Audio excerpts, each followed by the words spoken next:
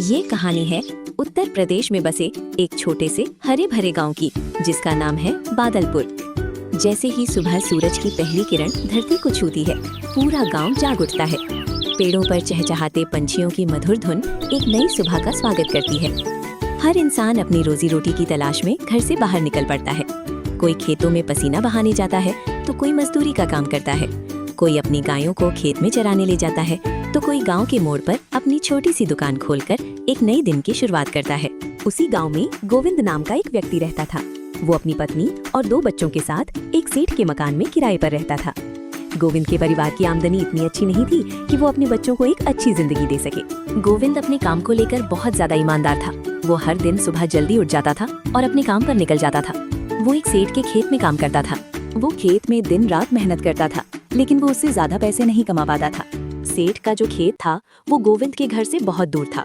वो रोज सुबह जल्दी उठकर अपने काम पर पैदल निकल पड़ता था। वो सेठ के खेत में कड़ी मेहनत करता था, और क्योंकि उसका घर खेत से बहुत दूर था, इसी वजह से वो दोपहर होते ही पास में एक बिरयानी की दुकान पर बिरयानी खाने चला जाता था। अगली सुबह होती है। गोविंद सुबह जल्दी उठता है और सेठ के खेत में काम करने चला जाता है। वो ईमानदारी से काम करता है और दोपहर होते ही बिरयानी की दुकान पर जाता है और दुकानदार से कहता है, अरे भाई, एक प्लेट बिरयानी लगा दो, आज तो बहुत भूख लगी है। देखो गोविंद भाई, तुम्हारा उधार बहुत बढ़ गया है। मैं तुम्हें अब बिरयानी नहीं दे सकता जब तक तुम अपना उधार ना चुका दो। अरे भाई, तुम तो मुझे देख ही रहे हो, मैं दिन रात मेहनत कर रहा हूँ, लेकिन मेरी आमदनी बहुत कम हो रही है। मैं कोई दूसरा काम ढूंढ रहा हूँ। नया काम मिलते ही पैसे आने पर तुम्हारा उधार चुका दूंगा। नहीं गोविंद, ऐसे नहीं चलेगा। गोविंद की बहुत कहने और मिन्नतें करने पर बिरयानी वाले ने कहा, ठीक है, मैं तुम्हें आज बिरयानी दे देता हूँ, लेकिन कल से वापस बिना पैसे लिए मत आना और मेरा उधार जल्दी चुका देना। वो गोविंद को बिरयानी खाने को दे देता है और गोविंद बिरयानी खाने लगता है। बिरयानी खाकर वो खेत में काम करने को वापस लौट जाता है। वो वहाँ खूब मेहनत करता है और शाम होते ही अपने घर जाने लगता है। घर पहुंचकर वो उदास मन से बिस्तर पर बैठ जाता है। उसकी पत्नी ये देखकर उससे कहती है, मैं समझ रही हूँ हमें पैसों की बहुत दिक्कत है, लेकिन अब आपको कोई और काम ढूंढना पड़ेगा जिससे हमारे बच्चों का भविष्य अच्छा हो और वे स्कूल में पढ़ने जा सके। इतने कम पैसों में घर चलाना बहुत मुश्किल हो रहा है। हाँ, तुम सही कह रही हो, मुझे कोई दूसरा काम ढूंढना ही पड़ेगा, नहीं तो हमारे घर की हालत बहुत बिगड़ जाएगी। मैं कल सुबह होते ही काम की तलाश में निकल जाऊंगा। रात हो जाती है। गोविंद बहुत उदास था। वो सोने की बहुत कोशिश कर रहा था, लेकिन उसे नींद नहीं आ रही थी। देखते ही देखते सुबह हो जाती है और गोविंद काम ढूंढने की तलाश में बाजार निकल पड़ता है। वो पहले किराने की दुकान पर काम की तलाश में जाता है, लेकिन उसे वहाँ काम नहीं मिलता। फिर वो समोसे की दुकान पर जाता है, उसे वहाँ भी काम नहीं मिलता। वो निराश हो जाता है और वो थक हार कर चुपचाप एक पेड़ के नीचे बैठ जाता है। वो गहरी सोच में डूब जाता है और भगवान जी से प्रार्थना करते हुए कहता है, हे भगवान जी, मेरी मदद कीजिए। मैं बहुत ही मेहनती आदमी हूँ। मैं अपना सारा काम पूरी लगन और ईमानदारी से करता हूँ, लेकिन अब पैसों की कमी के कारण मुझे कोई दूसरा काम ढूंढना पड़ रहा है। मैं सुबह से शाम तक काम की तलाश में भटक रहा हूँ, लेकिन मुझे कहीं भी काम नहीं मिल रहा। अब आप ही मेरी कोई मदद कीजिए भगवान जी। मुझे कोई ऐसा रास्ता दिखाइए जिससे मैं अपने परिवार का पालन पोषण कर सकूं, अपने बच्चों को अच्छी शिक्षा दिला सकूं और उन्हें एक बेहतर जीवन दे सकूं। भी उसे रास्ते में एक बूढ़ी दादी दिखाई देती है, जो कि बहुत परेशान दिख रही थी। गोविंद उनके पास जाता है और उनसे कहता है, क्या हुआ दादी, आप इतनी विचलित क्यों हैं? तभी दादी ने कहा, बेटा, मैं ये चावल की बोरी उठाकर घर ले जा रही थी, लेकिन मेरा पैर फिसल गया और मैं गिर गई। अब मुझसे ठीक से चला भी नहीं जा रहा। मुझे समझ नहीं आ रहा कि मैं ये चावल की बोरी घर कैसे ले जाऊं। अरे दादी, बस इतनी सी बात, आप चिंता मत कीजिए, ये चावल की बोरी मैं आपके घर पहुंचा दूंगा। आप बस धीरे धीरे मेरे साथ चलिए और अपने घर का रास्ता बताइए। गोविंद ने अपना काम छोड़कर दादी की मदद की। कहते हैं ना, भगवान जी कुछ अच्छा देने से पहले परीक्षा लेते हैं। गोविंद के साथ भी यही हुआ। वो दादी के घर पहुंच जाता है। तभी दादी गोविंद से कहती है, धन्यवाद बेटा, तुमने मेरी बहुत मदद की। आजकल कोई भी किसी की मदद नहीं करता है। अरे दादी, ये तो मेरा फर्ज था। बेटा, मैं तुमसे बहुत खुश हूँ। ये लो, ये एक जादुई मटका है। इसमें जो भी पहली बार खाने की चीज मांगोगे, वो इसमें से कभी खत्म नहीं होगी, और इसके अंदर का खाना हमेशा ताज़ा रहेगा और उसका स्वाद भी बहुत अच्छा होगा। लेकिन एक बात का ध्यान रखना, तुम जैसे अभी ईमानदार हो, हमेशा वैसे ही ईमानदार रहना। और अगर इस मटके का उपयोग किसी गलत काम के लिए करोगे, तो इसकी पूरी शक्ति हमेशा के लिए खत्म हो जाएगी। दादी के ये कहने पर गोविंद को विश्वास नहीं हुआ, लेकिन वो दादी से वो मटका लेकर घर आ जाता है। ये मटका देखकर सीमा कहती है, आप तो काम ढूंढने गए थे और ये मटका कहाँ से लेकर आ गए? तभी गोविंद ने सीमा को सारी कहानी बताई। मैं काम न मिलने पर निराश होकर घर आ रहा था। तभी मैंने एक बूढ़ी दादी को परेशान देखा, तो मैंने उनकी मदद की। तब उन्होंने मुझे ये मटका दिया और कहा कि इस मटके में जो भी पहली बार खाने की चीज मांगोगे, वो कभी भी खत्म नहीं होगी और हमेशा ताज़ा और स्वादिष्ट रहेगी। तभी गोविंद के बच्चे कहते हैं, पापा, हमें बहुत जोर से भूख लगी है, कुछ खाने को दे दो। हम एक काम करते हैं, हम इस मटके से चिकन बिरयानी मांगते हैं। तभी गोविंद मटके से कहता है, ऐ जादुई मटके, अपनी शक्ति दिखा और मटके में चिकन बिरयानी निकाल। तभी जादू होता है और पूरा मटका चिकन बिरयानी से भर जाता है। ये देखकर वे सब आश्चर्यचकित हो जाते हैं। सभी लोग पेट भरकर स्वादिष्ट और ताज़ा चिकन बिरयानी का आनंद लेते हैं। मटके में जैसे ही बिरयानी खत्म होती, वो वापस भर जाती थी। ये देखकर सीमा के दिमाग में एक आइडिया आया। क्यों ना हम इस मटके की मदद से अपना खुद का बिरयानी का दुकान खोले। पास में कोई बिरयानी की दुकान भी नहीं है, तो हमारी बिक्री भी ज्यादा होगी। और ठेले की चिंता तुम मत करो, हम मेरे गहने गिरवी रख देंगे और उससे ठेला ले आएंगे और तुम कल से अपनी बिरयानी की दुकान लगा देना। अगली सुबह होती है। गोविंद सीमा के गहने गिरवी रख देता है और उन पैसों से ठेला ले आता है। वो गांव में अपनी बिरयानी की दुकान लगा देता है और अपनी बिरयानी का दाम भी सिर्फ 50 रुपए रखता है। वो जोर जोर से चिल्लाकर कहता है, आओ गाँव वालों आओ, और मात्र 50 रुपए में ताज़ा और स्वादिष्ट बिरयानी खाओ। ये सुनकर कुछ लोग ठेले पर आते हैं और कहते हैं, अरे भाई, सिर्फ 50 रुपए की बिरयानी, इतनी सस्ती। एक एक प्लेट बिरयानी लगा दो, खाकर देखते हैं कि ये सस्ती बिरयानी कितनी स्वादिष्ट है। वहाँ सभी को बिरयानी खाने को दे देता है।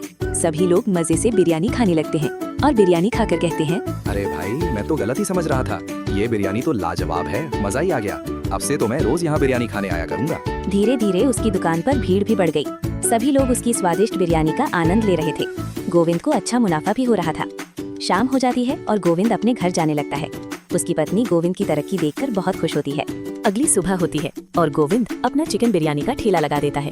धीरे धीरे लोग भी आने लगते हैं। सभी लोग उसकी बिरयानी का आनंद लेते हैं। लोग बिरयानी खाते रहते हैं, लेकिन मटके की बिरयानी कभी खत्म ही नहीं होती। गोविंद बहुत ही ईमानदार था। वो सभी लोगों की मदद करता था। अगर कोई बिना पैसों के भी उसके ठेले पर आए तो वो उसे मुफ्त में बिरयानी दे देता था। वो बहुत ही दरियादिल इंसान था। ऐसे ही एक दिन वो घर पर बैठा कुछ सोच रहा था। तभी उसकी पत्नी उससे कहती है, क्या सोच रहे हैं जी? मैं ये सोच रहा हूँ कि लोगों को 50 रुपए में मेरी बिरयानी बहुत पसंद आ रही है और बहुत लोग खाने भी आ रहे हैं। तो मैं ये सोच रहा हूँ कि इस मटके का अच्छा इस्तेमाल और कैसे करें।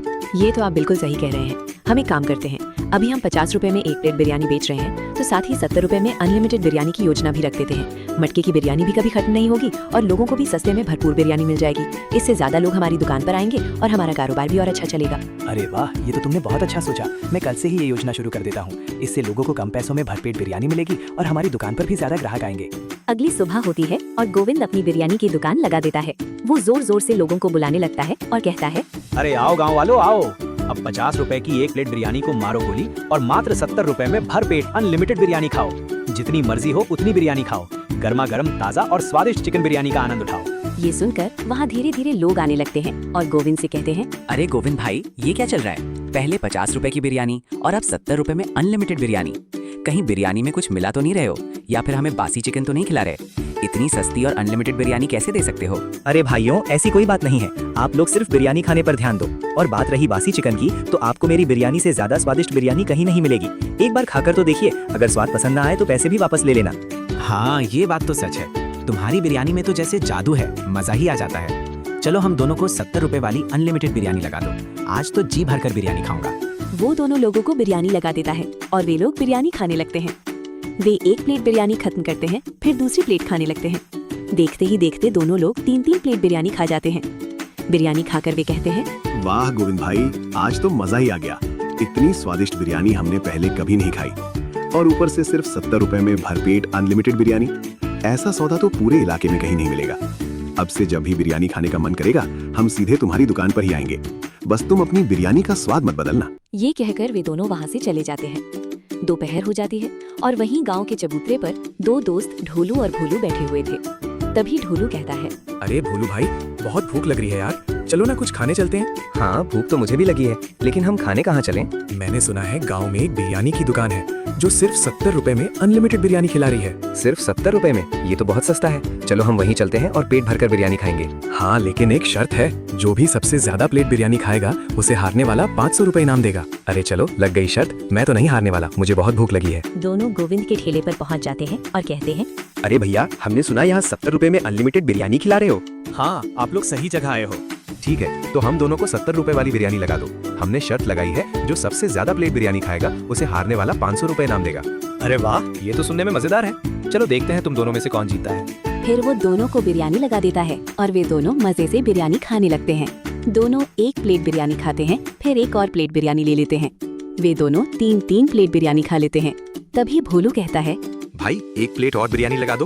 तभी ढोलू कहता है, बस भाई बस, मेरा पेट भर गया है। अगर अब और खाऊंगा तो फट ही जाएगा। मैं हार मानता हूँ। अरे यार, मैं तो अभी और 2-3 प्लेट खा लेता। चलो कोई ना, लाओ मेरे इनाम के पैसे। ढोलू भोलू को 500 रुपए दे देता है और वे दोनों अपने अपने घर चले जाते हैं। ऐसे ही हर दिन गोविंद अपनी बिरयानी बेचता था और उसे अच्छा मुनाफा भी हो रहा था।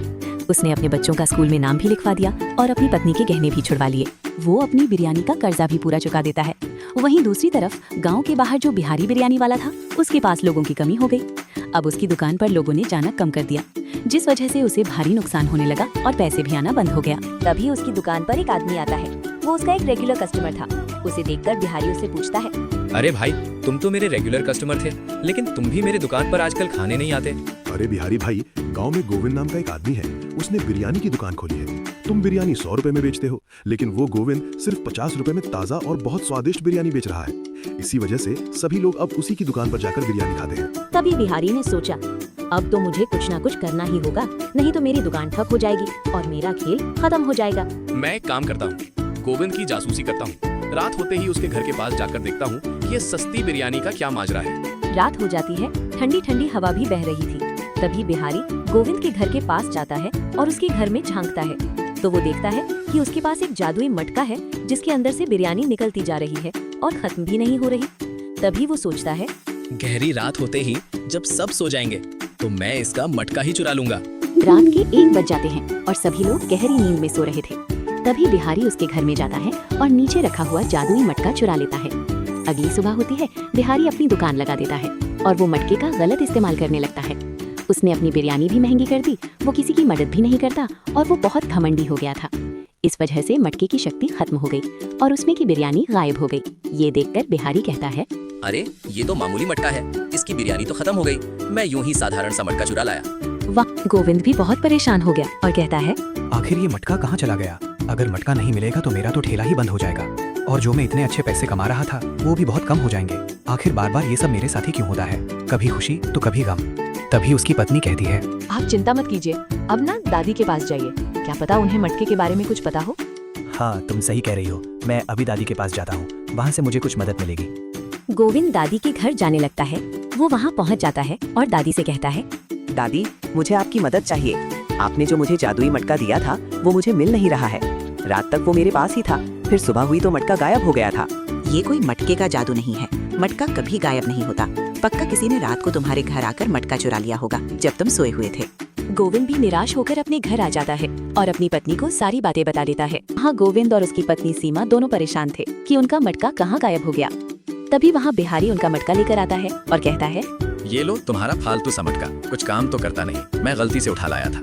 उन दोनों को भी कुछ समझ नहीं आता कि ये क्या हो रहा है, हमारा मटका इस बिहारी के पास कैसे आ गया। वे दोनों ज्यादा नहीं सोचते हैं और मटके में बिरयानी न देखकर मटके से कहते हैं, जादुई मटके, अपना जादू दिखा और इस मटके को बिरयानी से भर दे।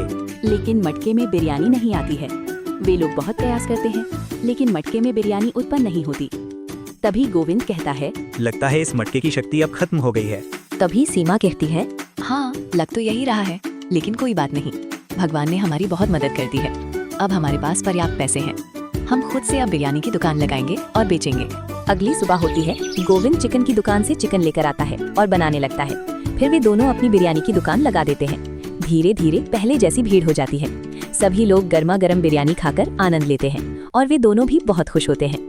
यहाँ तक आपने वीडियो देख लिया है तो वीडियो को लाइक कीजिए और चैनल को सब्सक्राइब करके अपना प्यार दीजिए। धन्यवाद।